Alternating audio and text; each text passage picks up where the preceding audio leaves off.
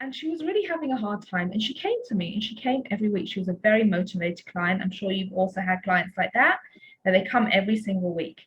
Every week she came, and my colleagues would joke. She goes, "Oh, she always comes in looking depressed, and she always goes out with a smile. We're not sure what you do exactly, Aviva, but she always seems happy at the end of a session with you." So I said, "Okay, I guess that's good, you know? I mean, that's what we want, right? We want happy clients." And after that, I think she worked with me for maybe the best part of a year, maybe 6 months, 8 months, approximately that sort of time frame, about a year. And at the end, I remember saying, and she said, I decided, listen, I've done what I need to do. It's time to move on. I'm not coming back anymore. And we sort of summarized a little bit. And I went to my supervisor and I said, like we kind of finished today because she decided she doesn't want any more sessions. She decided she's done what she wants to do. But I want to know, did she reach her goals? I mean, did she do what she wanted to do? I mean, I said, I can't. And I was very bothered. And she said, well, what do you mean? You did this whole process with her. You worked through all her childhood issues. Well, not everyone, we can still work for life on childhood issues, but you really brought her to a different place. And I said, and it bothered me that I couldn't put it in words what I had done.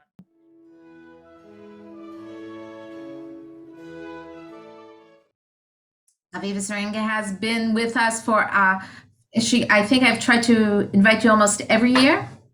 And we've all found it very positive feedback. Aviva is a master in NLP, neuro-linguistic programming practitioner, and she's got lots and lots to offer us. And every year it's a little different.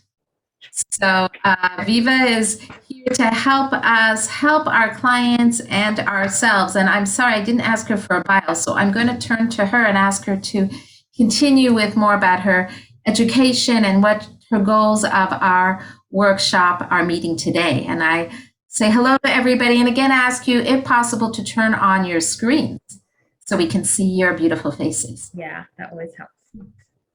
Thank you. Firstly, Lena, it's so nice to be back, even if we're not in person. I think this is the first Zoom one we did. We did a couple of years ago, I think.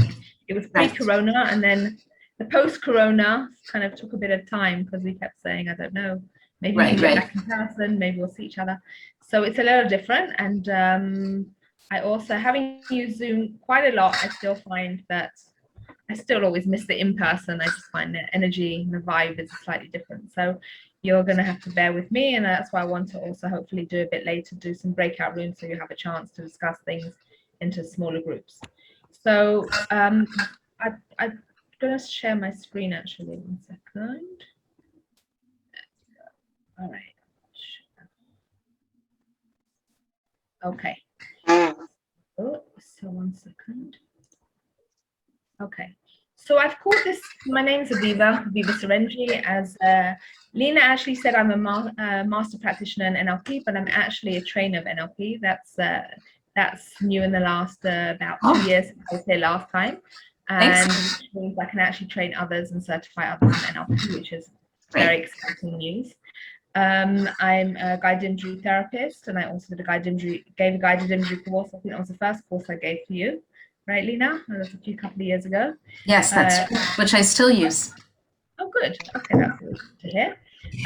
And my background originally was as a social worker. I have a master's in social work, and I worked in social work for, I would say, about 20 years. But I find that NLP and guided imagery really gives an added dimension to any work that we do with clients.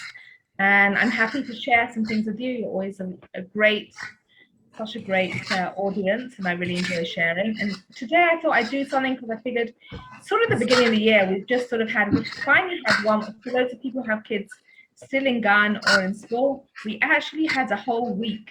Well, people working themselves, we actually had a whole week from Sunday to, that it wasn't broken out any Hagim, and it got me thinking, and I said, we come to Rosh Hashanah and we always have all these great ideas, what we want to do, what we want to do with the new year. And again, I also see a lot of times we do it with clients too. We want to make goals. and what does that mean exactly? And I said, NLP has a lot to say about goal making, and that was one of the things that really struck me. So I said, okay, about NLP, which I really connected to, and I hope during this webinar you'll have a chance, workshop, whatever you want to call it, you'll have a chance also. So I thought I'd do something about goal making for a successful therapeutic outcome. I figured today we're really going to discuss a little bit of our own goals and see how we can use this moving forward with our clients to be able to, for them to also be able to make their own goals and to take ownership of their goals and to be able to move forward with that. I obviously asked you if people have questions, let me know. You can also add in the chat, do in the chat. And then just, I hope will be self-explanatory and we'll have enough time for questions. We'll hopefully have breakout rooms a bit later to discuss things and to really get a grip. My goal is to really today, I think our goal today is really to help you for yourselves, with your clients, to be able to make successful goals that we can. Aviva, if I could just remind you just to keep your eye on, people coming in. Yes, I am. I let a few people in.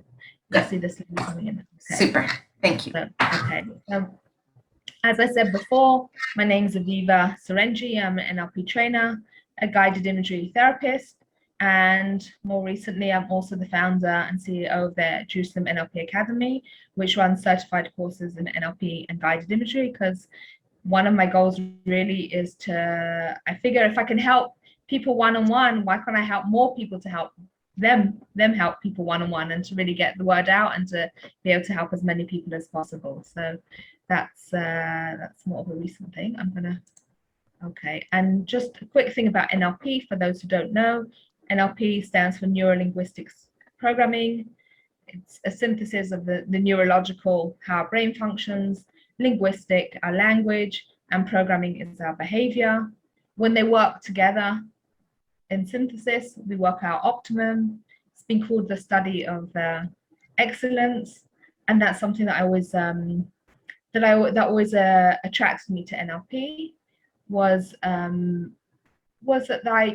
that we can really, it's what I would say part of positive psychology, to be able to take something, skills that people have, and to be able to use them into other aspects of people's lives. I'm going to stop sharing so you can see me a bit more, hopefully, and I'm going to tell you a little bit about, firstly, any questions until now, any comments, just you can also write in the you can just tell me in the chat, or you can put your hand up or something, and I can see you all now. So let's see if you can coming in. Feel free to put your screens on. It really helps me to focus and give you my best when I can actually see you all. And I'm seeing it's so nice. I'm seeing some faces I haven't seen for a while. Gershon is my neighbor. I have to see you on Zoom here, right, Gershon? And Rachel and Adam have been a few times. I traumatized Adam a few years ago, so I won't do that again today, I promise. I still remember that. He's okay. So, and sorry about that. And tomorrow, so I think I last saw you at a wedding, and Naomi did my guided imagery course, so this is really nice just to see everybody. Okay, so I want to start a little bit about goals. And why do we make goals, and what's important, and what exactly are we doing, and why do I think this is a good topic? So I want to start with a story. I once had a client, Jakob and Tanya, if you can put your videos on, I really appreciate it, because I want to see your faces. That really, it helps me. So I had a client, I would say, maybe at the beginning, of when I worked as a social worker, and I'll call her Sarah. And she came to me every week. I worked in this organization, some of you might have heard of it, called Nefesh Echad B'Israel. It's an organization for pregnant women in crisis. And she was a young mother of a few small children, and she'd had a difficult upbringing, and she was struggling with what she wanted to do to try and get back into the workforce, dealing with relationship issues.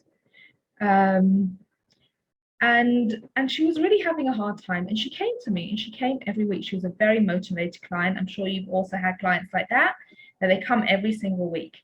every week she came, and my colleagues would joke. She goes, "Oh, she always comes in looking depressed, and she always goes out with a smile. We're not sure what you do exactly, Aviva, but she always seems happy at the end of a session with you." So I said, "Okay, I guess that's good. I mean, that's what we want, right? We want happy clients." And after that, I think she worked with me for maybe the best part of a year, maybe 6 months, 8 months, approximately that sort of time frame, about a year.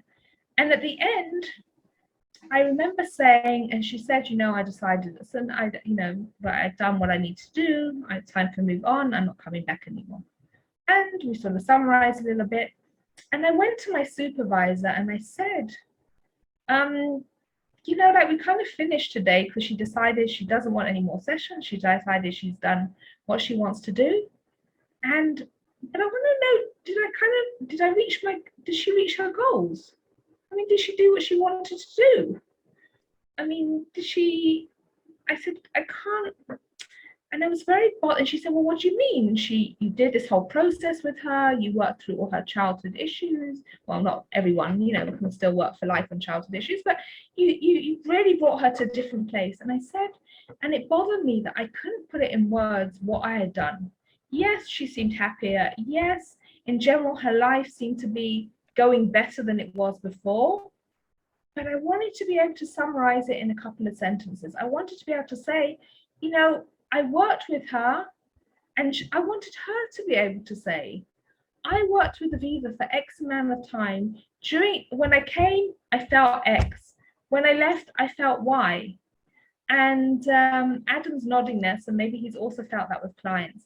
And I was left feeling, I don't know, that something was missing. I was like, and I couldn't put my finger on it. I was like, I can't say what I did with her, except that we dealt with all these issues. We dealt with a lot of issues. She's in a different place to what she is, but it seemed very up in the air, and it really bothered me. It bothered me a lot, and I don't know if you want to write in the chat if any of you have also felt that with any of your clients, that you sort of feel, great, we seem to be on the right path. We're doing the right things. Our clients seem very happy. They come to us every week. They're not disappearing. But somehow we sort of say, if Lena would say, okay, what did you do with client X? What did you do with Rachel? What did you do? You've been meeting her. See, she's been coming every week. We've given her subsidized therapy because she's having a difficult financial situation. And now our donor wants to know, what did you do? And the question is, would you be able to say?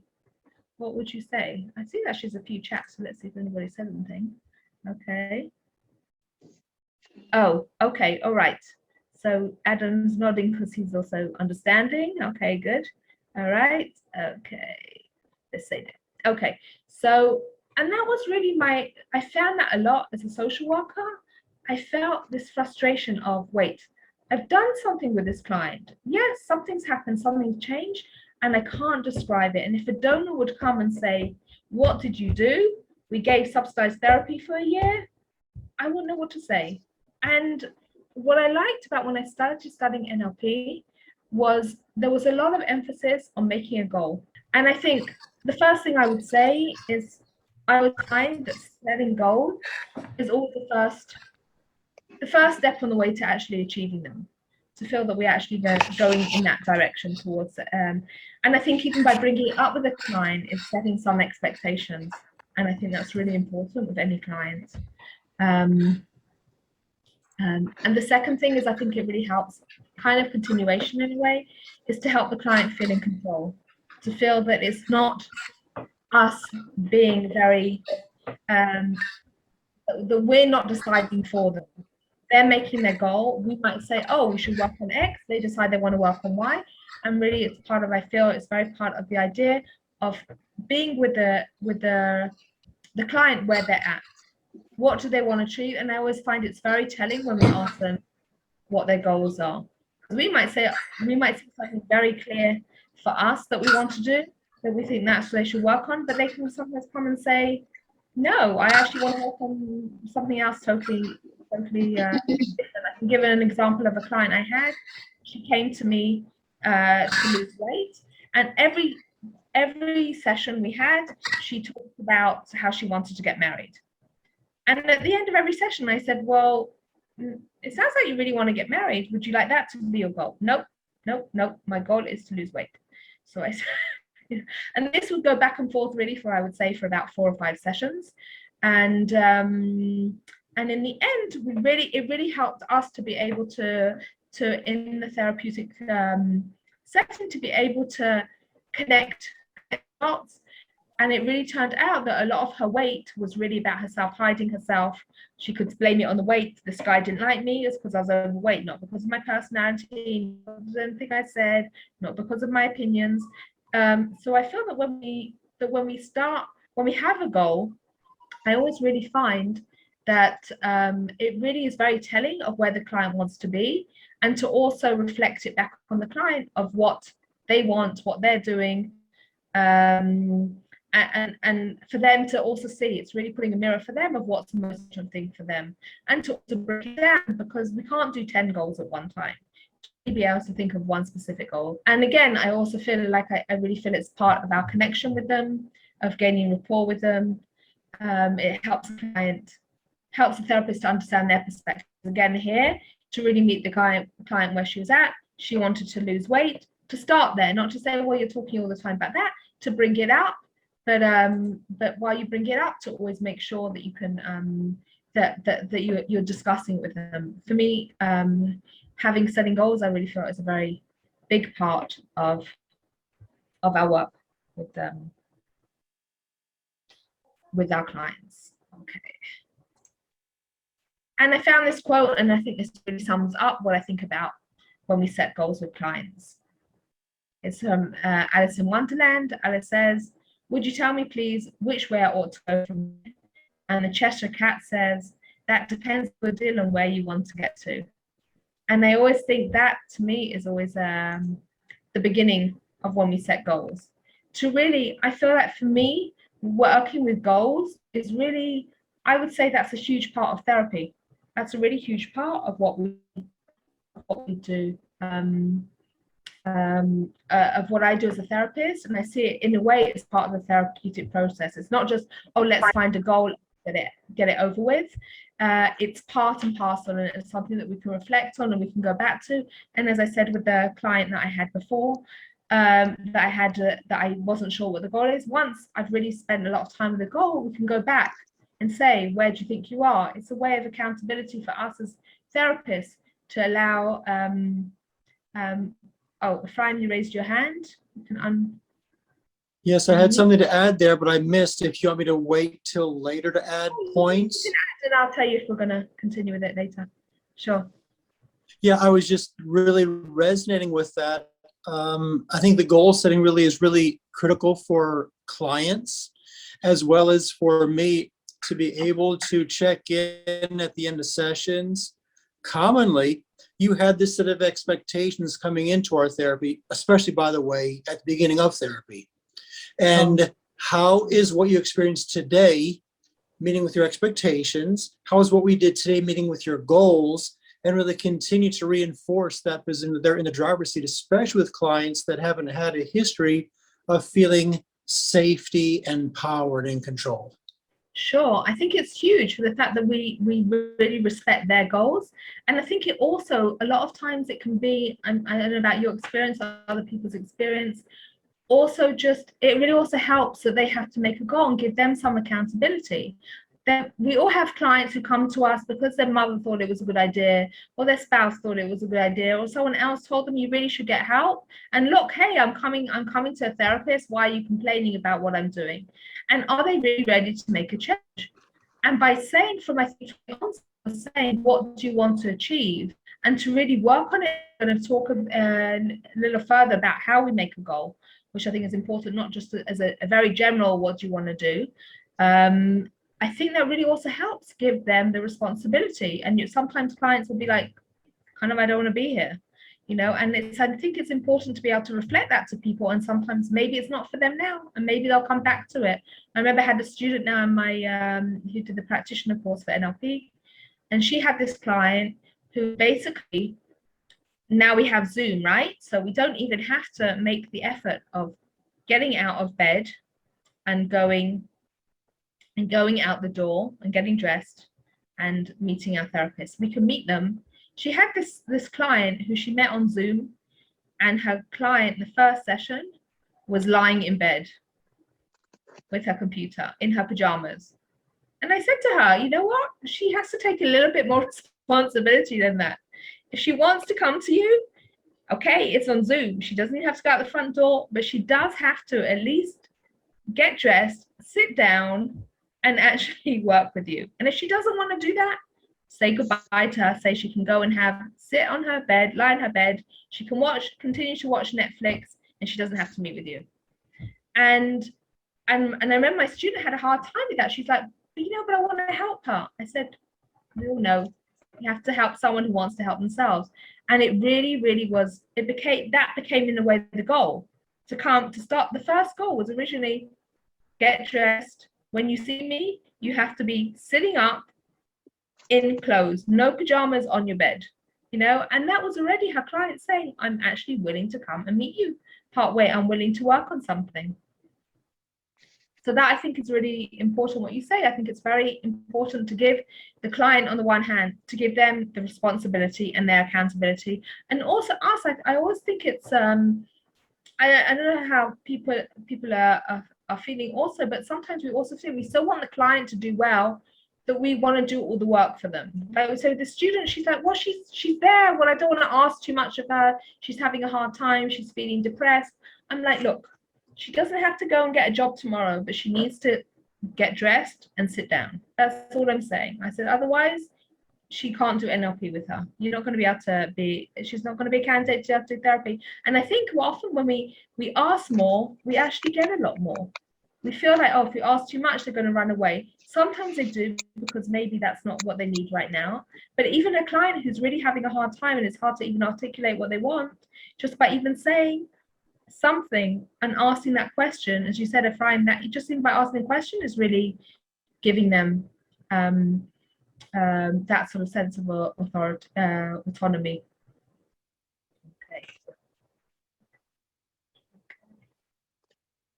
Okay, and I also just wanted to say that often our goals, I want to first actually say, this is what I would like to do also now.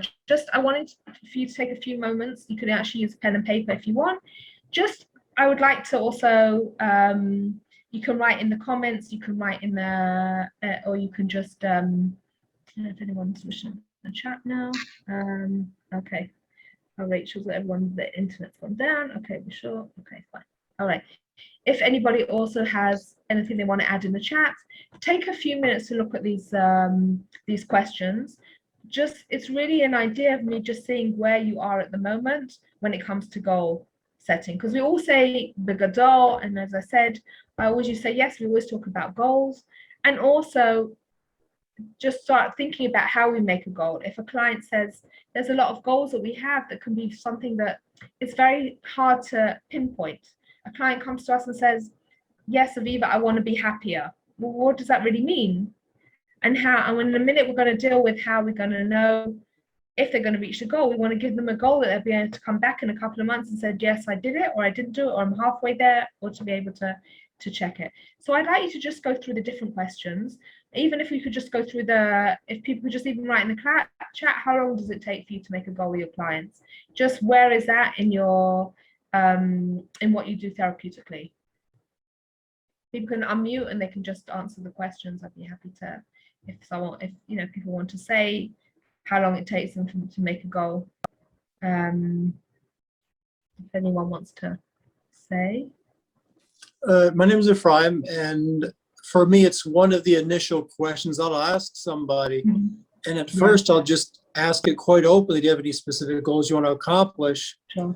And it's not too common that people have thought much about that. Even sometimes when I offer the initial 10-minute conversation before I even book a session with somebody, I'll ask them to begin thinking about any specific goals they want to accomplish. Sure.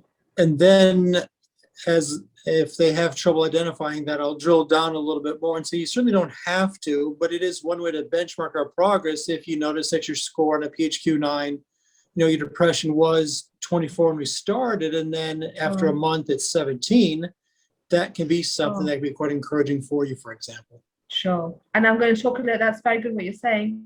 Interesting what you're saying, Efrain. I think often people come to us and they're just so confused and overwhelmed, and it's very hard to even think of like, well, I don't know what I want. I'm just having a hard time, just help me.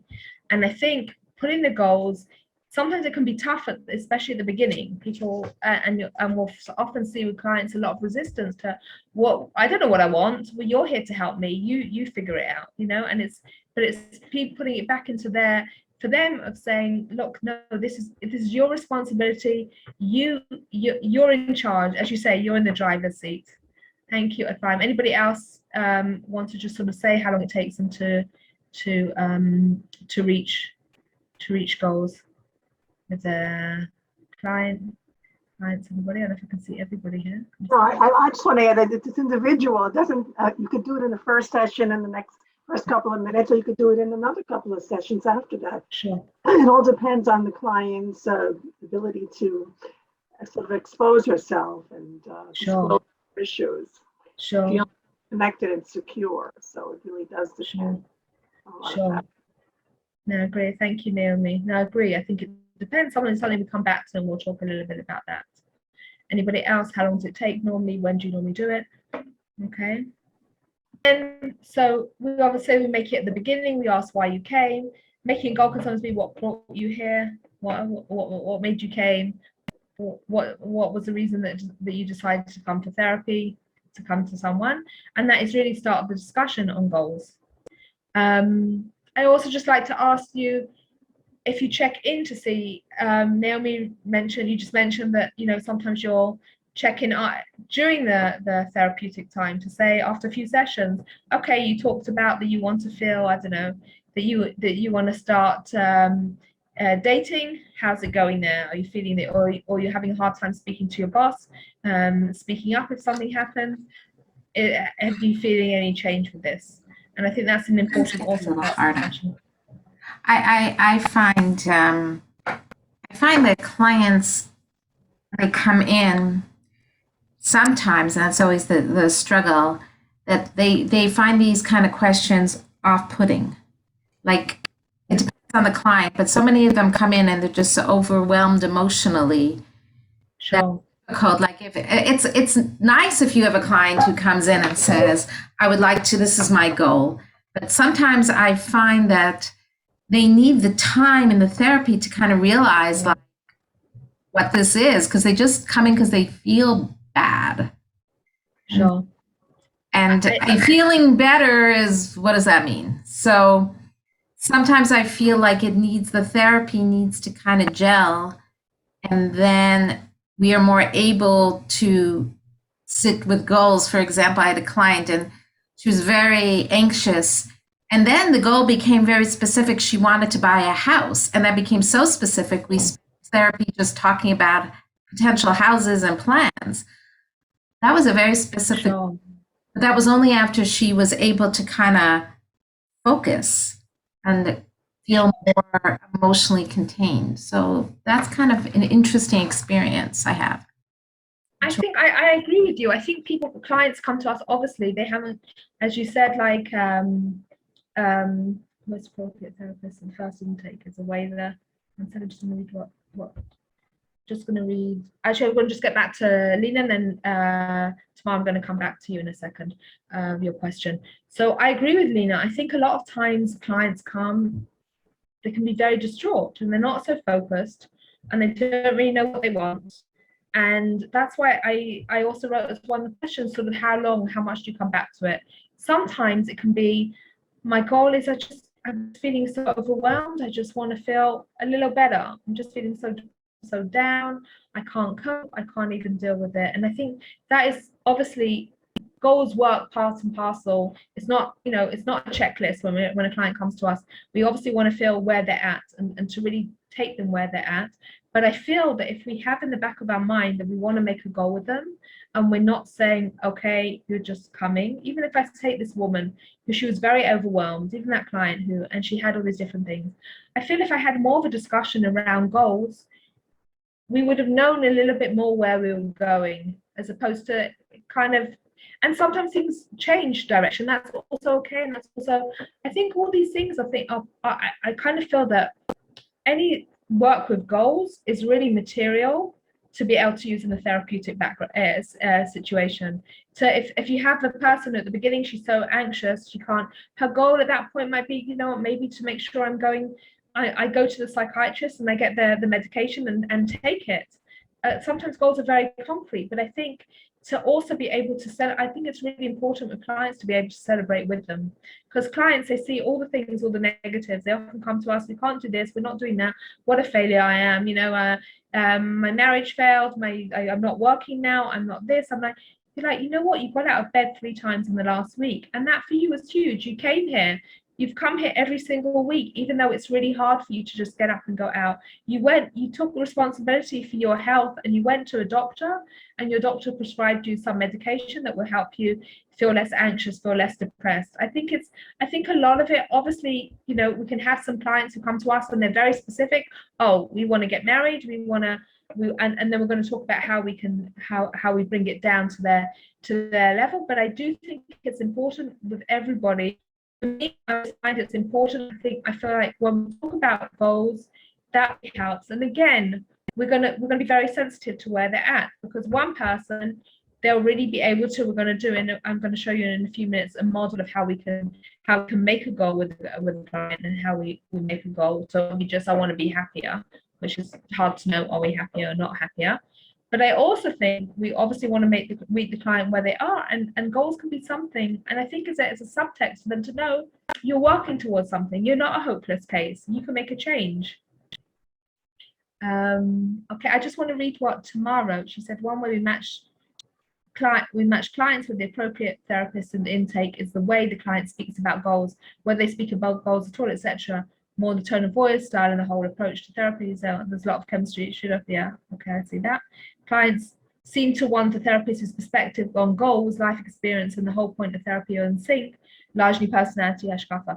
I kind of agree with that. I think, again, I feel like sometimes some of the things I'm going to say about goals, they might not be appropriate for all the clients. I just think a lot of these things are good that we have in our back of our mind, and to be also, and we're giving that subtext all the time in our conversation with our client, that you can make a change.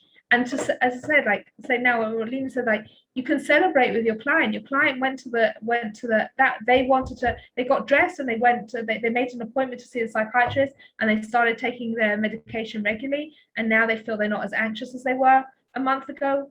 Great. The goals can be small. They don't have to be, okay, now we're gonna, you know, get married, get our career on track, get rid of all our debts, you know, then that can be overwhelming. And part of also with goals is also helping us to help the clients to also bring it down to something manageable, because sometimes people do have goals, but it just seems too overwhelming.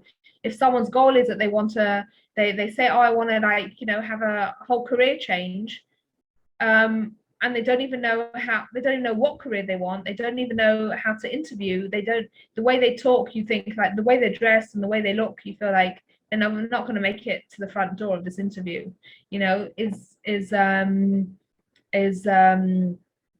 think is very telling. So I think that's something we can really use for our goals. I'm going to carry on with something else. I just want to say 1 second. Okay. But I also think what I also like about goals is I also feel it gives us a finite amount of time in therapy. And for me, I always feel that something when it's a bit more goal orientated and something that has a finite timing, it can be 3 months, 6 months, a year.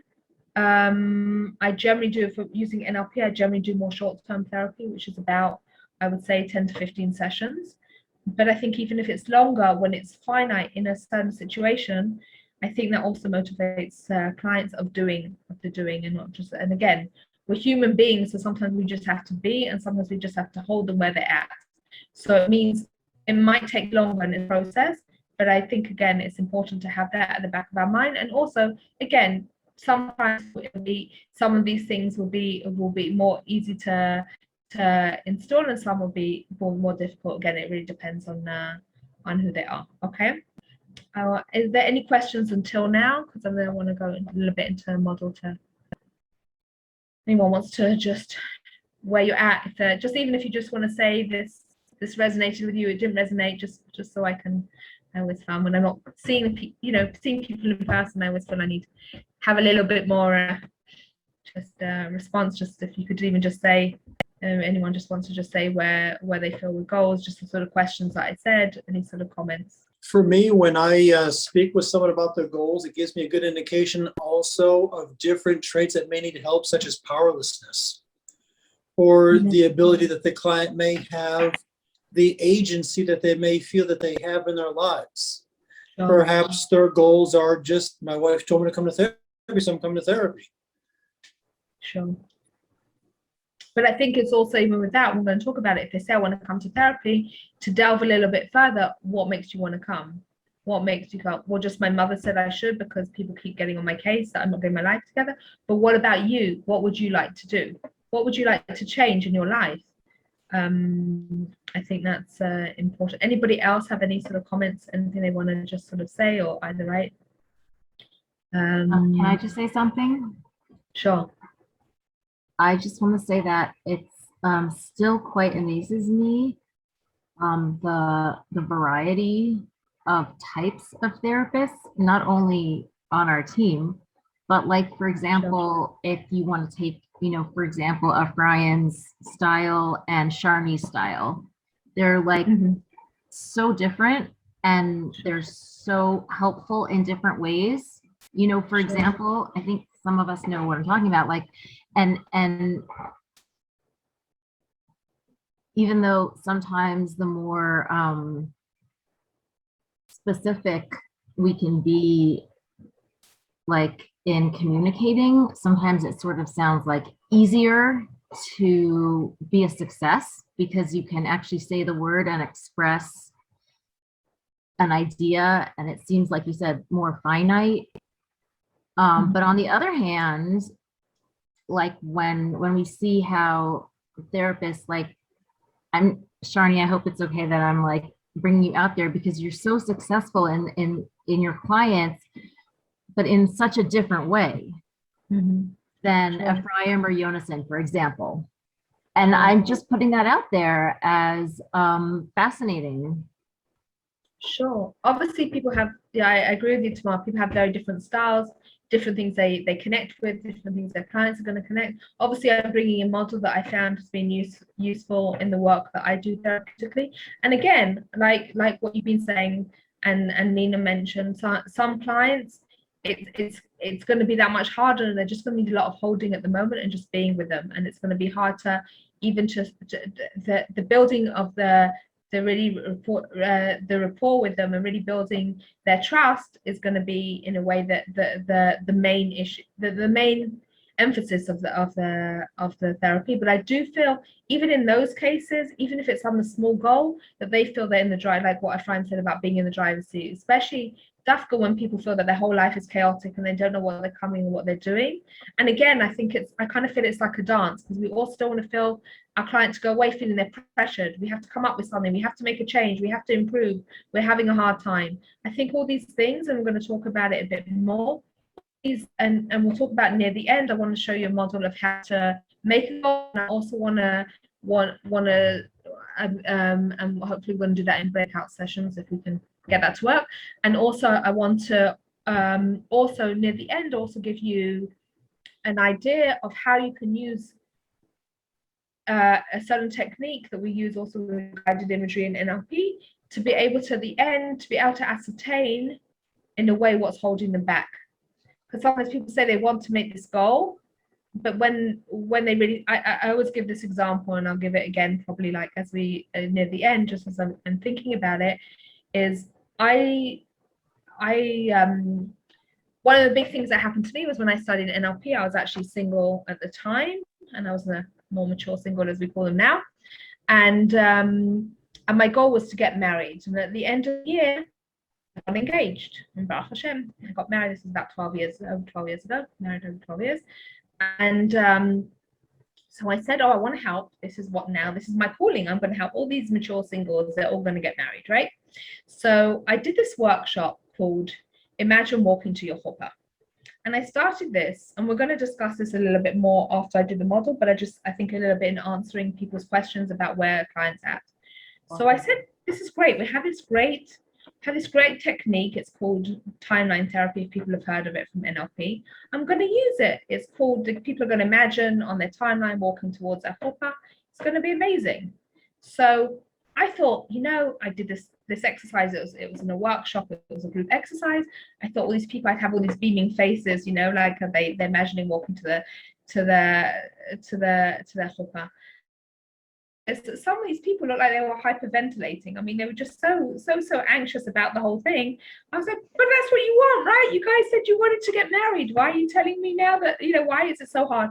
But that, in a way, when you do the goal, and we're going to do it, is like, that's part of also working with goals. I see that as part of parcel and working goals. People will make a goal, then you start talking about it, then they have a panic attack about it. And then we go back and say, okay, you really wanted this to happen. You say you wanted to get married. You say this was really important.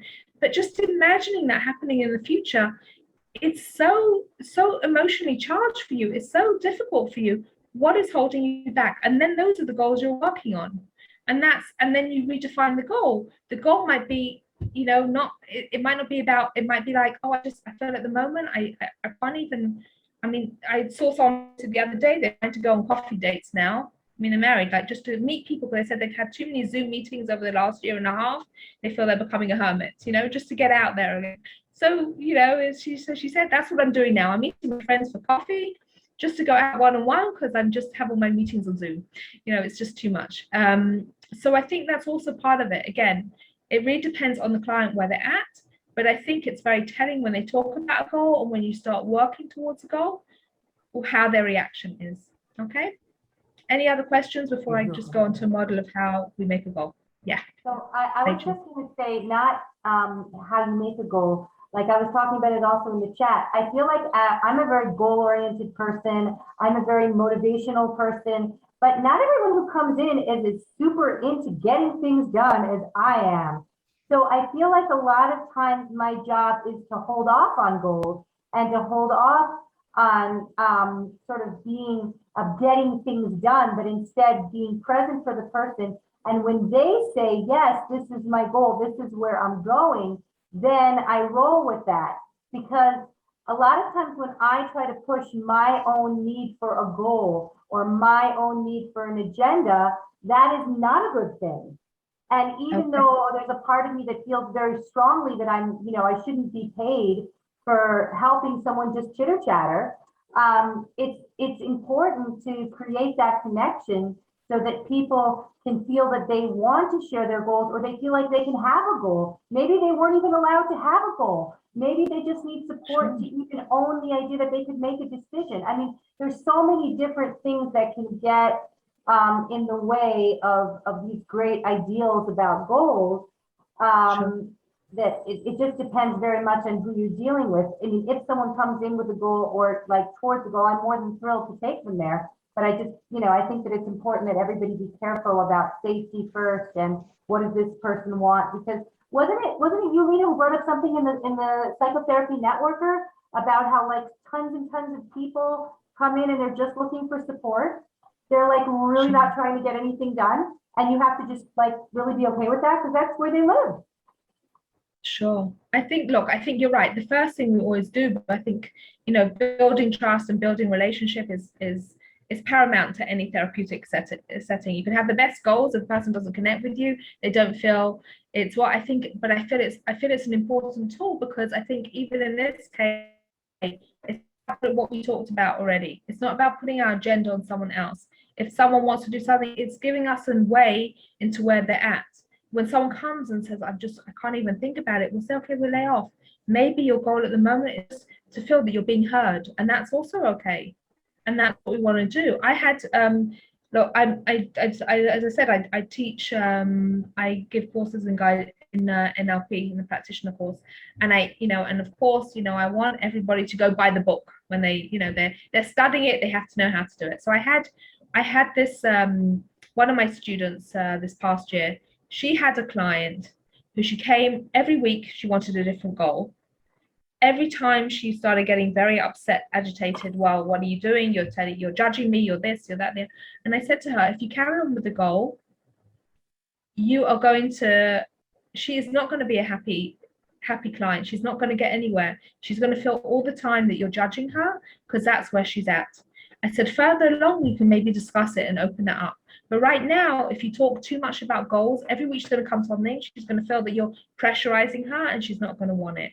And we sort of backtracked with her. And I said to her, look, now, and she stopped it. And she said, okay, that's really good. And the client straight away calmed down. Like, you could just kind of feel, I just felt like reading her reports, there's sort of like this anxiety level just went down. I don't have to do anything.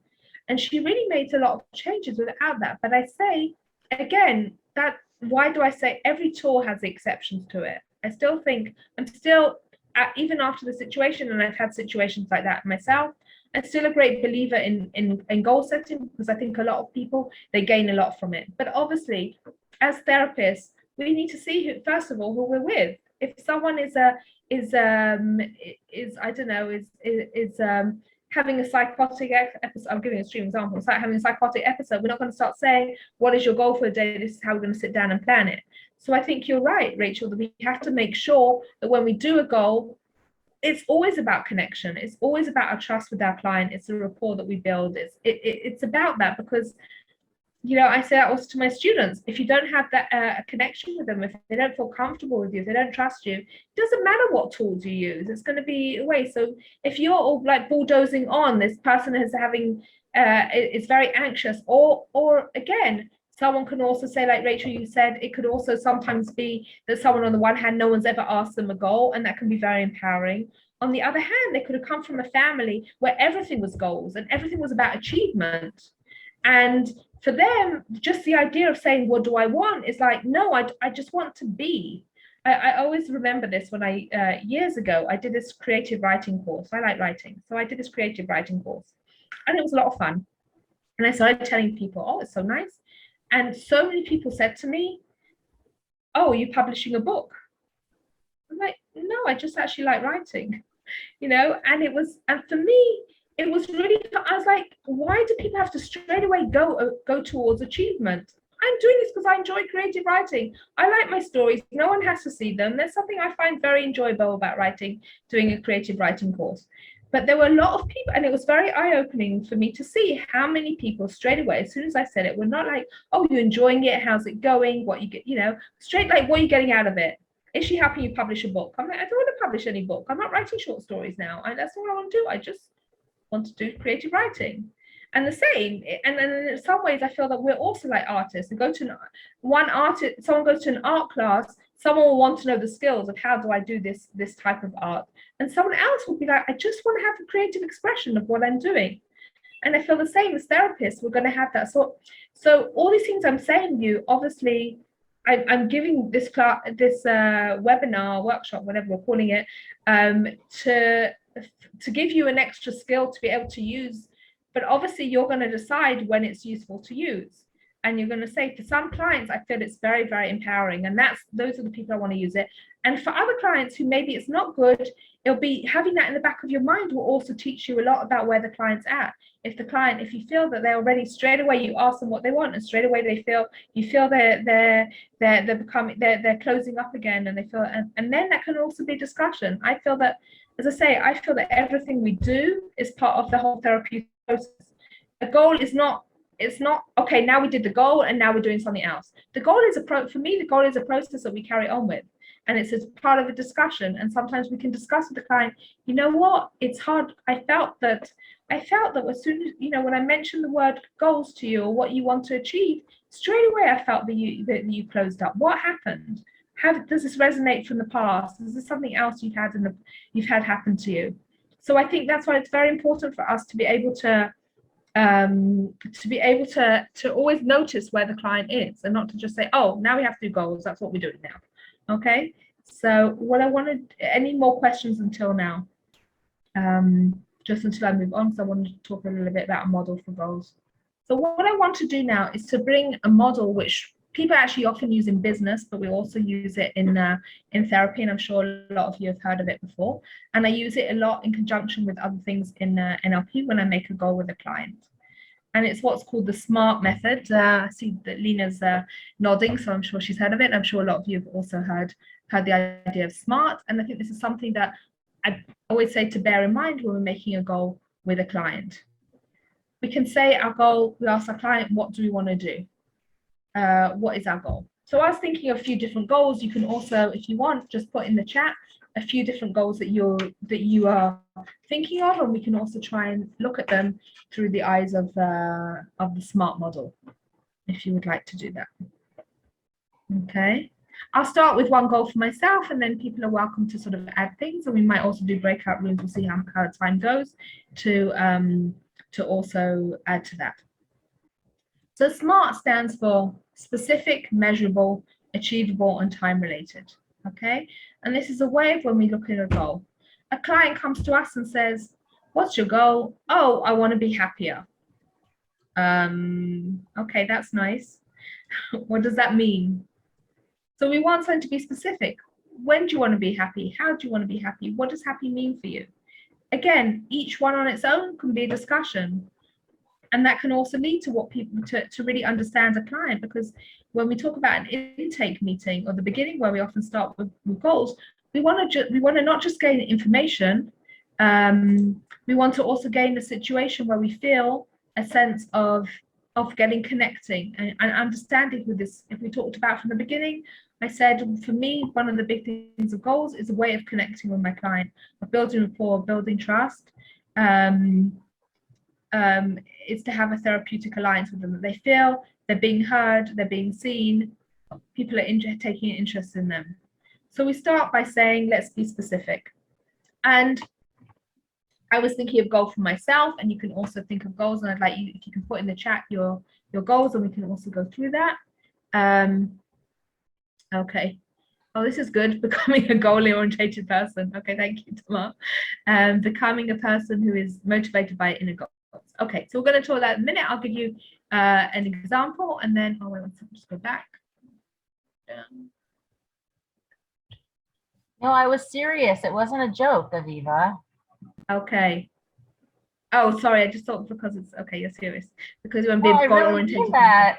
I really mean that. Okay, good.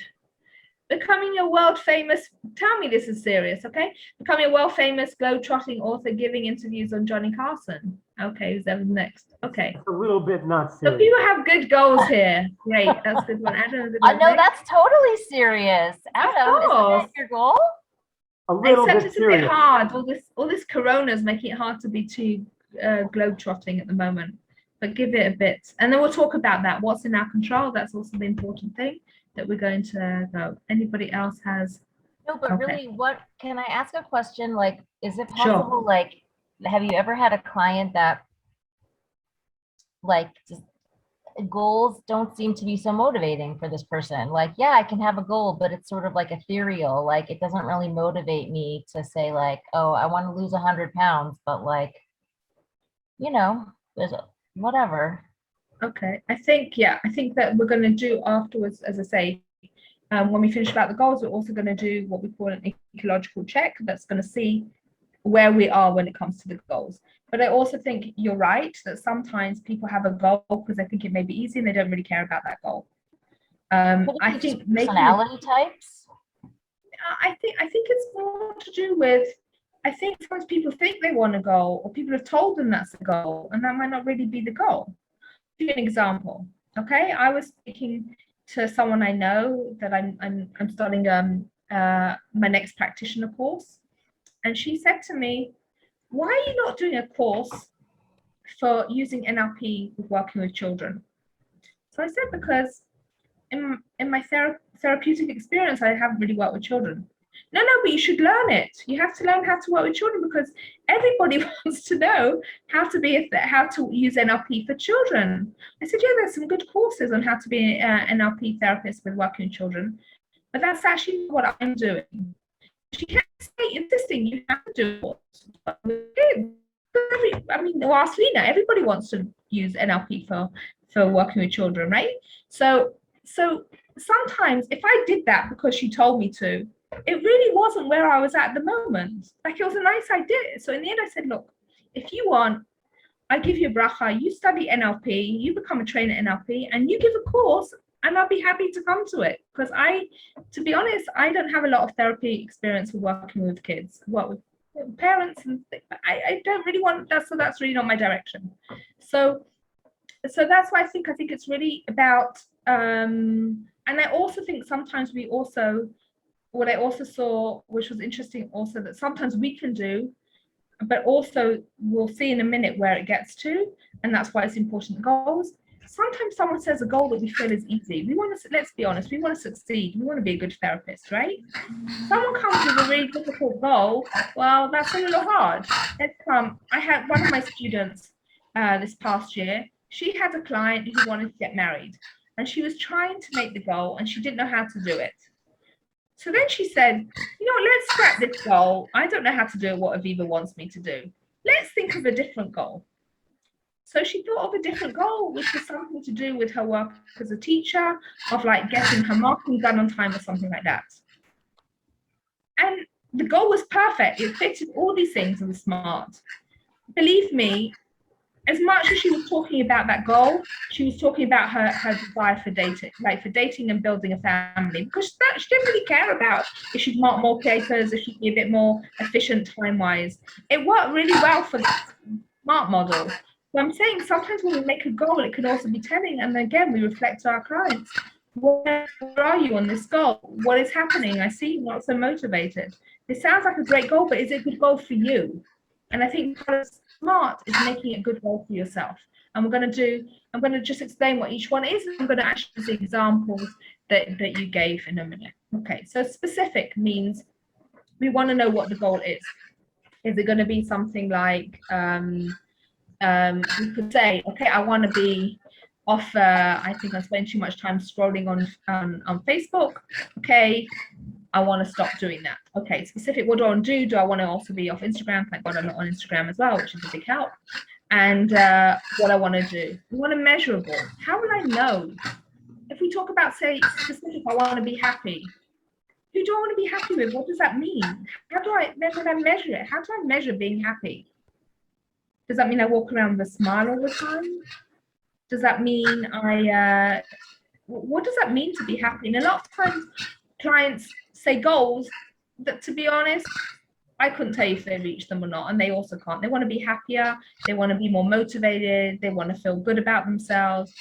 I really don't know what that means. And that is why I'm going to probe a little bit with them, and we're going to also use your examples you put here and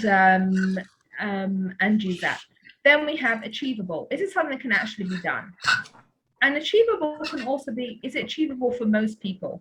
For example, people can be a world-class gymnast, but do most people become that? How achievable is that for you? Realistic is it realistic for me? If I'm going to be a world-class gymnast, but they have a certain height restriction, you have to be a certain height, I know I'll be a basketball player, I can think of that, and I'm short, so maybe it's not realistic for me. Maybe and time related. We want to make sure we're able to do it in that time. Okay. And has that been understood? We're going to go through a few examples to be able to use it. Is that understood at the moment? Does that make sense? Is that clear? Question so far on the SMART model, because we're going to use we're going to give some examples that make it a bit easier.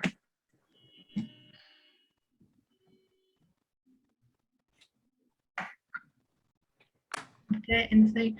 Okay, I'm going to also add a few things that I also use in NLP that I add to it.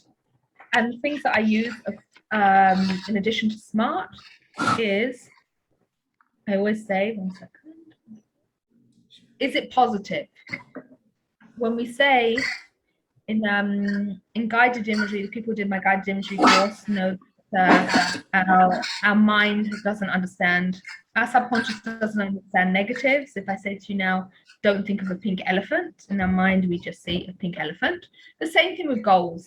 We don't want to shout at our spouse, we don't want to shout at our husband anymore. All we hear in our goal, our subconscious hears shout, shout, shout. So straight away we want to say, how can we change it in a positive light? Instead of saying, I don't want to shout at my spouse, let's say I want to speak nicely to my spouse. Okay. We want it to be behavioral. When we say, and this is a big one that I find, that people say, I want to be happier. I want to be more confident. I want to feel good with myself. I want to have a good job. I want to feel good. And then we say, what would you do differently if you felt happier? And I think this is a really key question that we ask them in NLP. What would you do if being happier?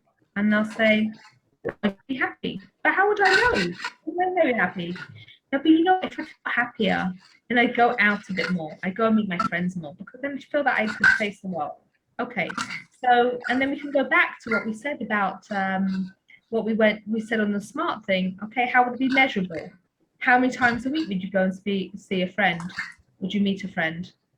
We also wanted something in control. I'm sure you also have. I have a lot of times people come to me, I want to get married. That's like a shame, you get married, but is that specific? Okay, you want to get married. Is it measurable? Okay, I'll know if I'm getting married or not. Is it achievable? Yes, thank God a lot of people get married. Realistic? Yes, I'm 27. There's no reason why I can't get married. Time related? Yes, I could do it in a few months' time, but it's not in my control. It's not in my control if I get married or not. I could do all the right things, and we've done that. The people who tell you I sent CVs to like 100 places and I never got the job. I did all the right things. It's not up to me. And then we say, what part is in your control? Tell us which part is in your control. And they say, well, you know what? I could call a shadchan twice a week, or I could call a shadchan once a week for the next month. Oh, that's in your control. Okay, what else is in your control? Well, I could go to singles. Okay, now there's less, maybe, I don't know, with the corona. I go to singles event once a month. Control. So you're working towards it, and but as I say, I add to the SMART. I add to the SMART tool. I add, has to be positive, it has to be behavioral, and it has to be in your control. So we have that until now, and then we're going to go to the chat and see people's examples. Okay. All right. So Tamar, Tamar, are you ready that we can look together at your SMART model? Are you up for it? Okay. So Tamar wants to be a goal-oriented person and become a person who is more motivated by my inner goals. So Now, that's already not according to your rules, because it's not necessarily behavioral. It's more mental, like thinking. but I don't know what that means. What does that mean, become I want to be able to measure it. I want to be able to say, I want to be specific. It's not specific. I don't know what goal-oriented person is. What is measurable? Is it achievable? Yeah, it's achievable and realistic and in time frame. I don't know when time frame. When do you want to become a goal-oriented person? But what does that mean? And I would say to you, if you were a goal-oriented person, what would you do differently to what you do now? Like, have you ever had someone who, like, in one of the, which one did you say? Oh, when you said achievable, you said like the average person achieve this. What if one of your goals is to do something that's beyond and above average? Like, I want to be a genius in this certain area, let's say. And I know that it's not average. The average person is not a genius. The average person is average. But let's say, you know, can you have a goal that's to be beyond average? Sure, but then you say again, what would you do? You ask the question, how to make it behavioral. You want to be a genius. What would you do if you were a genius? What would you do differently to what you're doing now? What does that mean? To really, I think the behavioral question is really important. We have a lot of clients who come and say, I want to be more confident. I want to be happier. If you say to them, what would you do differently if you were more confident? It really gets someone thinking. When you say, I want to become a goal-oriented person, there's Jonason. Of course, you're going to have an answer. That is an IQ question till you score 140. Okay, so that's your end goal. But how would you do that? How do you practice it? How long? We're going to make Go it. to Jonason's measurable. website and press a button, and he'll send it to you. You know, you have an answer for everything. That's just an IQ test until you score 140. Okay, so 1 second. May I ask about my question? What? Hi, I'm nice to meet you all. Hey. may I ask a question? Tamara was talking about, let's say you have a goal to be a genius, or you have a goal to be a Johnny Carson, or whatever it is. So we're talking about people coming to therapy. That means if they're coming to therapy, they're feeling stuck. They're in a hard place. So the goals that they're going to present are going to be goals that are related to something that's where they're trying to get to. It's to either be released from pain or to get something that they're feeling some sort of psychic or emotional block. They're not likely to ask a therapist how I'm going to be a genius or how I'm going to win an Olympic award. They're going to ask a trainer that question. They're not going to come to a therapist. So in terms of the goals, I would think that the goals we're talking about in a whole different category. We're talking. Okay, sure. No, we're talking about goals that are stemming from a person feeling some discontent, disorientation. They're feeling, if they came to me, that means that their goals are going to be related to something that is causing them angst on some level. They didn't bother coming to me for a reason. Yeah, you're going to have that dissonance. I think you're right, Miriam. You're going to have, if someone comes, I don't think there are different types of goals. Sometimes people have a goal that's very big and they'll say it to a therapist because no one's going to be able to check to see if it's measurable or not. If they say, for example, a client comes, they want to get married. That's what they want to do. I came to get married. They spend half the time just joking around. Anytime the conversation gets a bit more, has a bit more depth to it, they start joking around. Now, if you go back to the goal, what do you want to do? You're giving them some accountability because they can say, oh, I want to get married. They just came because they wanted to say that, I went to therapy. When you really deal with it, and we're going to do in a minute with the ecological check, when we want to, when we deal with the goal, other things are going to come out. And you're going to say, you really want to get married, but every time we talk about something that's a bit more serious, a bit more in depth about it, you start joking. You say you go on a date with a girl and you just joke around, and as soon as you have 2 dates and you actually want to discuss serious things, you're out there. What is going on? I think making a goal it's not an end, it's a means to an end. It's not an end in itself. Right. But I think it's a big part of the therapy progress. Yeah. You're talking about it as a tool. In this case, you're talking about it to center the client, to bring him back to his own reality. Or so I want to just mention the danger of this a little bit, which is kind of, and I want to know, Aviva, how you handle this, because if I'm dealing with somebody, and I work in emotional eating, and somebody comes in, I want to lose weight. Mm-hmm. Now, you will hear this, which is kind of like I want to get married. You can hear this for 5 years. Sure. Every time you actually go down the path of the specifics of, fine, here we go again. I'm thinking, great. They food journal, the food journal, being aware of their emotions, all these like practical things. Sure. That is not necessarily what people can do or keep up. They don't need me for that. Oh, sure. An app for that. So, and I think that if you go there with them, I can try to talk about the underlying emotional things that are going on with them. It would be very easy. But to tell you the truth, I think that most people have a heart when you go down this path with them. They have a really difficult, not everyone, some people, they have a really difficult time. This is probably good for shorter term therapy. But as soon as you're kind of like, you've got these clients and they're not leaving so quickly, I find this is kind of sets, you kind of have to know which people to use it for, because you could actually set yourself up for failure. Because a lot of people, that's not what they're coming to us for. But they would go to a coach for that, and they could find this on an app. So it's kind of very important to know that when we're doing this. And I'm just kind of wondering how you manage that. Okay, so I'm kind of wondering if that's what Miriam was saying. Could it be, Miriam, because you used the word centered? I'm just wondering if you're saying, it seems like, you know, since a lot of people are coming, wanting to deal with relationships, let's say I want a better relationship with my spouse, kid, parent, sibling, whatever.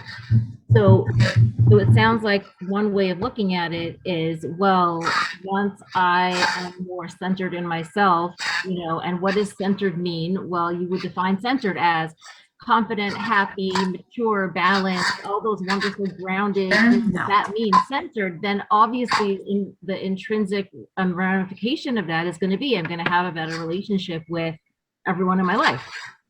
Is that what you were saying, Miriam? Like, to bring a person back to center means, oh, then of course everything's going to work out better because I'm going to emanate, you know, positive karma everywhere I go. I was saying, Tamara, that if Aviva, I was saying, was using goals as a tool. Okay, goals is a tool, and it's a very important tool, and it can be very effective. And sometimes the whole therapy, I would think, would be just goals. Sometimes it's not. It depends. So again, this isn't all. It depends kind of approach. But when you're talking, another example that was brought up, if you're talking about a client who comes and says, let's say, for instance, my goal is to get married, but their behaviors are demonstrating I'm not really ready, and I don't know how to get married, I don't know if I want to get married. So then we're using the goal as sort of a testing ground.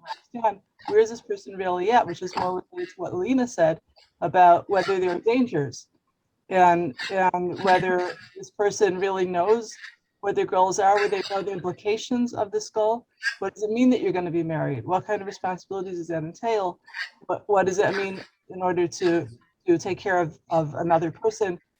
So people don't necessarily even know what the implications are of their goal. So it's going to be a very complex kind of starting ground. When you use the goal, when you bring the person back, if their behavior is suggesting something else, then I would think, and I don't know, maybe if Aviva agrees with me, that the goal that stated to begin with it's a sort of a lighthouse to bring them back to, if they're not displaying consistency with that goal in terms of behavior, language, or other auxiliary discussions, then I would think that you get back to the goal and maybe what you really mean is something else. What do you where are you really? And that's very therapeutic, because then you're helping the person to really be more honest with himself, where he's at this moment, and then readjust his goals. And readjusting his goals is a very big part of goal setting, is that goals are fluid. They don't stay. So I think about that as sort of doing is that you're using the goal. It's a tool. I was trying to say Aviva, and she's giving us different examples of how to use the goal as a tool. I think I agree with what you're all saying, and I think it's what I was saying before, is the goal is a tool. It's not the therapy. It can be a big part of therapy sometimes. It can be a smaller part in other times. And I think you're all bringing me on to the next thing we're going to do, which is we make a goal. We make something, say what Lena was saying about emotional eating. You make the goal, it's going to be specific. You are going to eat well. You're going to have a food diary. It's achievable, it's realistic, it's terminated. You're going to do all these things, and you make this perfect goal of what you're going to do. Okay? And you say, and you say, oh, I'm so great. I managed to make this great goal within already in one session. And then what we do is, if you remember my example about the people who wanted to get married, and then I did my workshop and them imagining them getting married, and they, someone started hyperventilating. This is what we use afterwards. This is why we do what we call an ecological check, which we're going to do in a minute.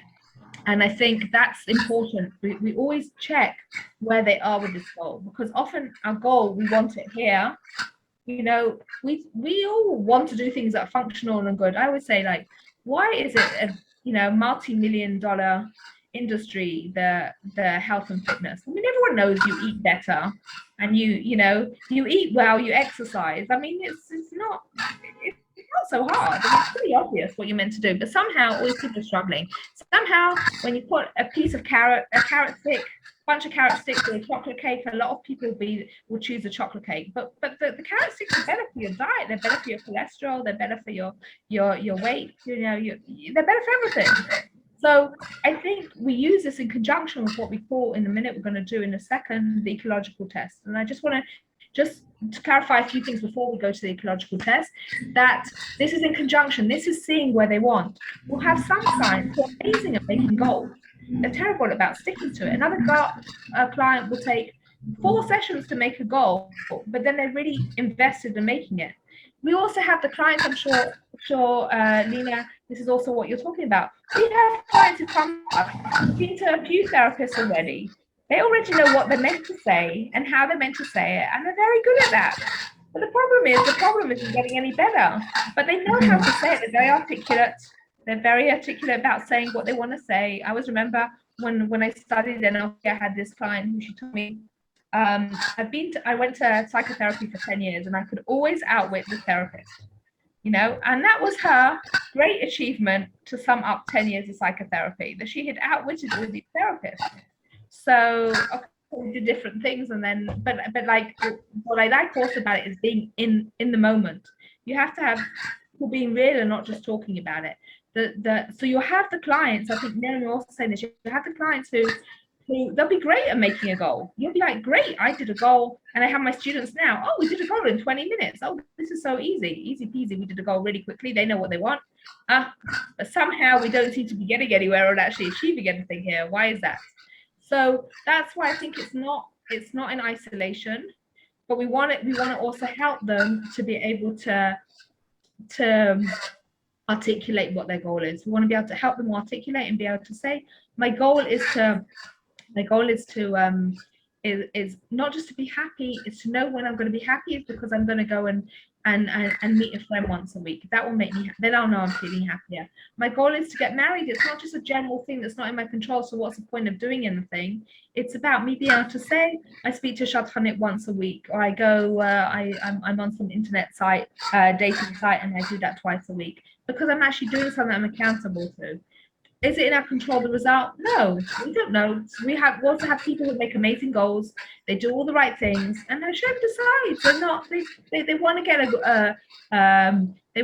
a job. They do all the right things. They get everything together. Look, I'm sure there are plenty of examples of people who decided they want to be a tour guide. 2 years ago, they decided, what a great industry will be a tour guide. I mean, what could be a better industry in Israel and Yerushalayim? I mean, all these hundreds of thousands of right? So some things are not in our control. We do all the things we want to, and it's not, but that's also about discussing that. We did everything we wanted to do, and somehow it didn't work how we want. What was that saying? Sometimes it's also letting go. I always remember I had a client she had a child who had Down syndrome. I used to work in Charlotte for a while, and she had a baby with Down syndrome. And if you would give her this smart, oh my gosh, in 5 minutes she'd make a smart goal. She was really good. But what was hard for her was the letting go of control. She was like, I always know how. She was like, I've had all these. This is my 10th kid. I know how to have kids. I know what I'm doing here. But somehow this kid is doing everything differently to what I'm used to. And it was about being, her goal was to be able to let go, was to not make what you're saying, Miriam. Some people, and I think we've been saying here, sometimes people make a goal and we feel it could be detrimental to them. But that's also, as we hear the goal, as we get to know the person, seeing if that's your real goal. And in the end, her goal, we made a smart goal, but then we scrapped it and we said, your goal now is to let go. Is to put to let go. You've been busy trying to be doing. Now be a human being, just be, But we needed to go through this for us and to work together for a bit to know where she's at. It's like everything. We have a client. If it's not, we have to get to know the person and see who the person is behind, it's not enough just to say, okay, we have a goal, we have a thing. Okay, now yada. Okay, any more questions on that? Because I want to just deal with one more thing. 1 second, I think. Have half an hour left. Okay, let's say that. All right, so on the next thing. I just noticed the time myself. Thank you, Lena. Anyway, so we have a SMART goal. We've made something specific. We made something measurable. We're not just talking about we want to be happier. We're saying when we want to be happy, and we're talking about measurable, how we'll measure it if we're happy, what we're going to do differently. We're being something that's achievable that we can do that make us not maybe bungee jumping in I don't know in South America that maybe we can't get to right now. So it's more realistic and time related. How long do we want to achieve that? So we've made this great goal. And instead of it now being happier, it's now we're going to meet a friend at a cafe once a week, you know, and it's called, as we said, it's something in our control. It's something, I mean, God forbid, like we break our leg and we can't, but that's something in general in our control. It's also something that's positive. We're not saying we don't want to be at home anymore. We want to go out. So what if you weren't doing that? What we doing differently? And that's also a lot of clients come across with very negative language. I don't want to do this and I don't want to do that and I tried that and I don't do that. And to turning that into more positive also is a big help. Then we're going to say it's behavioral, it's positive in our control. Okay? Any more questions? And I'm going to just move on to the next one. Okay, I'm going to go on to what I called, I think hopefully this will answer all your questions. Lena, Miriam, and Tamar have been asking all these questions. So I think we do, with NLP, we do what we do. We do what we call an ecological check. And this is what I was talking about when I mentioned before about, I mentioned something. Okay, again, Tamar's saying, can a goal be I want to be proud of who I see in the mirror? What does that mean? What would you do? Again, we want to put it into something behavioral. When I look in the mirror, what am I going to do differently? I'm going to smile. When I feel proud, what do I do differently? What to me is proud? We want to be able to do something that we can measure it. Okay, now being proud, I can feel I can go outside because now I feel proud of who I am. I feel good about myself. I feel I can show myself to the world, so I'll go and do something. How we can translate it to something. So your goal is here. It's positive. It's in your control because you can look in the mirror. But you also want to make it the specific. You want to see it in a way that you're going to know that you're proud, because we're going to define with you what proud is, because that can mean lots of things to different people. What does it mean to you? What would you do? Measure like any feeling or thought? Can't you like measure like on a scale of 1 to 10? How happy am I today? And like tomorrow. I'd say the scale of 1 to 10. We don't always know. I like the behavioral idea of saying what to me means proud. What would I do if I felt proud of myself? Would I bury myself and never go outside? No, that's how I'm feeling at the moment. But if I felt proud of myself, I'd be able to talk in a meeting because I felt I'm good. I feel okay with who I am. Okay, so I know that I've reached my goal when I'm able to be in a meeting, that we have a staff meeting, I don't know, with 20 people every time, and I'm able to say my opinion.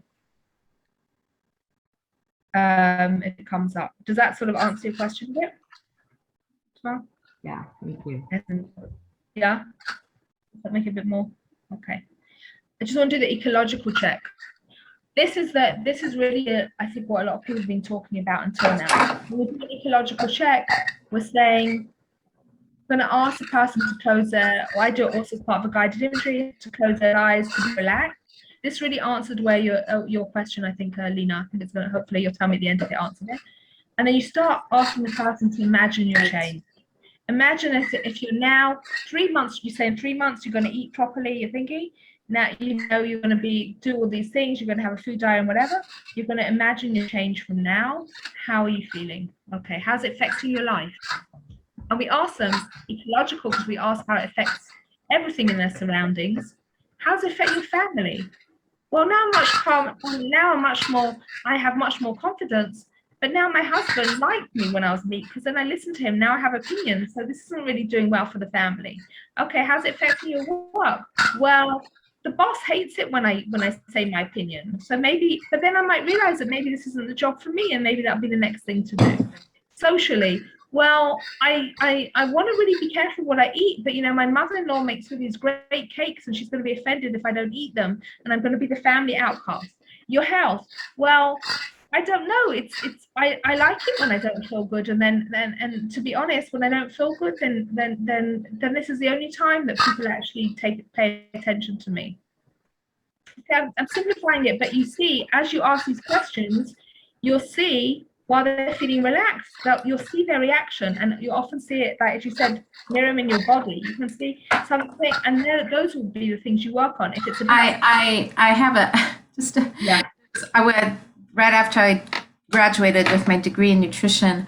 I worked at a weight loss clinic, and this guy came, this big guy, not Jewish, German guy, and he wanted to lose weight. I don't remember if it was for social, whatever, or health, and he had a hard time with his mom because his mom would fry up these Wiener schnitzels, he told me, in butter. This is very treif, of course, so it doesn't matter.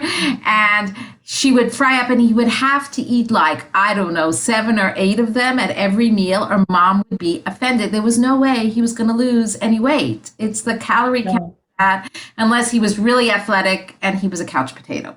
So, and it's like, and I remember like asking him, can you talk to your mom about this? Like, do you think she'd be on board? And he's like, how else will she show me she loves me? So at which point in time, I did not have a great response for him. But, you know, it's not. I think that's part of it. Do we lose? That's the next question. Do you lose anything positive by making a change? Or if I make yes, it was such a fun. It's kind of amusing, but he couldn't move off of that. But I cannot do that. But then it's also saying, what am I losing? What are the pros and cons of the previous situation? But he couldn't do it. My mother's and then you're also saying, well, maybe that's what I can't do right now. Maybe I can do it in other things, but maybe this is too much. To also people to know the price of making the change. And I think this is a big part of the ecological check, to be able to for example, and sometimes we also deal, can the change hurt you in any way? Well, yes, if I reject all my mother's things, I'm going to do it. And that's often things then you work on, because this is very telling with these questions, because these are what the therapy is about. I had a client who, she came to me, she said, I want to be I'm coming to you to be on time, because I'm always late. I'm going to lose my job. I'm going to lose all these other things. It's terrible. I'm doing terribly because I'm always late. Okay. And she said, and don't ever give me extra time. Okay. Because I have to learn to be on time. So of course the therapy progressed very slowly, because she was always like half an hour late. So the beginning until we actually took a while to actually get anywhere. But when we talked about these things, she said to me, and beliefs and things like that, she said, oh, but I'm an artist. Now creative people, it's boring to be on time. All creative people are always late. So I said to her, well, do you know, have you ever in your whole life ever met someone who was creative and was on time? What? I had this dance teacher. She was really good. She was a really great artist. And you know what? She was never late. That was really weird. So it was about a lot of the therapy dealt with her limiting beliefs. In her mind, she could do all these, we could do great things to get her to come. She could set 100 alarm clocks. But in her mind, she believed that people who were on time were boring and uncreative and don't have an artistic streak. And all the wonderful artists like herself, they weren't really bound by time. So I think a lot of it is taking all these things we've done to now. If I can just sort of summarize it and just say 1 or 2 more things, just summarize it and say, I think it's like everything is part of everything together. We're making a goal to help someone be more specific of where they want to be, to giving them the control of their life, to having them feel that they're taking ownership of where they are and what they want to do. And for some people, the work will be making a goal, because they're always so general, because then they don't have to commit to anything, and they'll do it in a lot of things they're not committed to. And you're trying to, and by having a goal, you're like, wait, you asking me again what my goal is, I have to do something myself. I have to get dressed, I have to get out of bed, and I can't just have a Zoom session on my computer lying down. I have to do a bit more than that. For someone else, it might be, you know what, I want to get fit, but oh my gosh, my mother she'll have the heart attack. Not me if I go and not eat her wonderful things. And then that's the question, what's your relationship there? And if we would just use that bit, our whole thing will be, okay, let's try and work in other areas. But this, you feel that it's all related to your love. Can your mother show you love in other ways? What was it like dealing with childhood issues? Every time I ate a lot of emotional eating. That was the only way I was praised, while I was giving a piece of chocolate cake, or that was how my mother showed that she loved me. She made me a birthday cake once a year. She neglected me the rest of the time. Dealing with all those things. So that is always the start. I think it's making the goal, and for some person, I say making the goal be easy, but then instigating it, but then asking these questions. That's why I think these questions are really important, because asking these questions will get to the root of the issue of what's stopping them, and what do they want to change. What are the pros and cons of the previous situations? They might say, I don't want to do that, and that's also okay. You know what? I'll have my heart attack, but I can't give my mum a heart attack. I don't know, Right. you know, but then it's also their decision, and it's not you saying, oh, you should, you're in this your doctor keeps telling you it's terrible, it's really problematic. You're saying, I can't give up on that. And then you could say, maybe also if your mother could see what it's doing, maybe she could come for a session, maybe she could understand, maybe she could show in another way. I don't know. I'm just giving. And I just kind of want to say about that you'll hear clients come in and I'll ask them, they're morbidly obese, and I'll say, did your doctor say anything? And I think the doctors used to say things more and they found them not effective. It's interesting. Sure. So they'll kind of, you see, they wait until the client comes in with an effect like, my knees really hurt. And the doctor will say, well, perhaps if you lost a little weight, your knees wouldn't hurt much. Because until it's really real for the client, even though the doctor knows it's not a good thing, they learn like it's not going to really make a change until the person sees that the benefit, knees that don't hurt, are worth the effort of a little bit of weight. And that's the pros and cons. That's, yes. If the pros more important than the cons, and they might say, you know what, it's too much for me. Maybe I think I can't deal with it right now. And also, I mean, it's other things as well. We'll talk about towards and away. Is it the thing that's scaring you? Is that going to motivate you, or are you going to be motivated that you want to feel good in yourself? I mean, that's also other questions. But I think using it in conjunction, the SMART method, and adding the behavioral, the in control, and the positive, to make a goal with the ecological check at the end, really, to me, I think it does wonders for any therapeutic setting to be able to have that. And for some people, they'll make a goal in like 5 seconds, but the ecological check will show them really what's happening to implement it. And someone else, the idea of actually having to make a goal and just having to take some responsibility for their life, that is really the goal of therapy, to be able to do something. Okay, any more questions? Or I just want to finish. Yeah, I can see where sometimes it wouldn't be so good. For everyone's different, but for me personally, if I would come in and have a goal, and then this ecological check would be done, it would kind of take all the wind out of my sails. Like, I have this goal, I'm really looking forward to it, it's going to be great. By the way, how would that ruin your life if you did your goal? I think it's not about ruining your life. I think it's about being real and saying where it is. And I think also with guided imagery, people who did my course, we always end with something positive, and something like that. We'll do a guided imagery at the end that's very positive, that helps them deal with all the resources that they have at the moment that can help them. We'll use that in a way, but it'll be part of the thing. We'll say this is already the first step. You're seeing what's hard for you. And sometimes people say, oh no, but I really want to do this enough. And as I'm imagining it, I'm seeing my mother's, fry-ups that I can't get rid of now, But then we'll say, okay, now we know what we have to deal with here. That's really hard. And maybe I'll say, I'm going to have to do that. But maybe the rest of the time I'll eat healthy, and maybe I'll come once a week and be able to discuss with my mother for the first time and say, you know what, Mum, can you do it once a week instead of every day? I don't know, and then I could be a bit better, or maybe can I have a smaller portion? Is that all right? I don't know. It also gets them to think where their pros and cons are, what's important to them. I understand that. I'm being a bit dramatic, but the idea I'm wondering is, honestly, with me, I think it would be worse to do the ecological check right away. And I'm wondering if with some people you'd want to wait after they get started or something, because it could feel like a monkey wrench. I think, look, again, like I was saying before, I think things really depend where you're at and your client. And sometimes you'll start by talking with the ads and not making a goal because you say it's just too much for them, it's too much bombarding questions, and just to be where they're at. And someone else will say, okay, the ecological check, they're happy that they have a goal. It's the first time they made a goal. Let's not get the wind out of them right now. Then as we do it, we'll do carefully, and we'll say, okay, let's just imagine it, how that will be. Okay, oh, I see. As I imagine it, I just felt like I was always the fun person, the roly-poly person who was overweight, and now how my friends going to see it? It's also going to be hard because I'm overweight, but then now I'm going to be thin, but then what about my spouse, and they're not, or my kids, or someone else in the thing. So it brings up a lot of things, but I think this is what we want, is the material for therapy. And obviously, as therapists, we're going to know when is a good time to bring this up.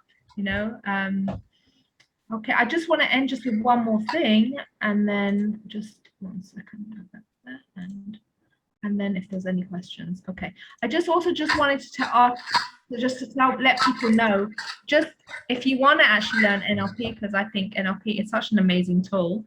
I'll be giving at the end of this month, I'm starting a practitioner course.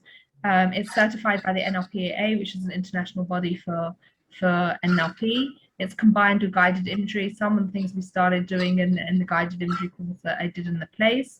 It's 125 hours. It's Tuesday mornings from 9 till 1, running from the end of October to I think in the middle of May, because obviously there's Hagim and stuff a bit in the middle, and also 40 hours of practical hours, which is meeting with 3 different clients for 10 sessions and really getting to grips with the idea of making goals and how to implement them, etc. So if you're interested, you can be in touch with me. If you know other people who maybe that's what they want to do, please feel free, because the course is filling up, and I'll be happy to see some people from the place joining, because it's such a great group.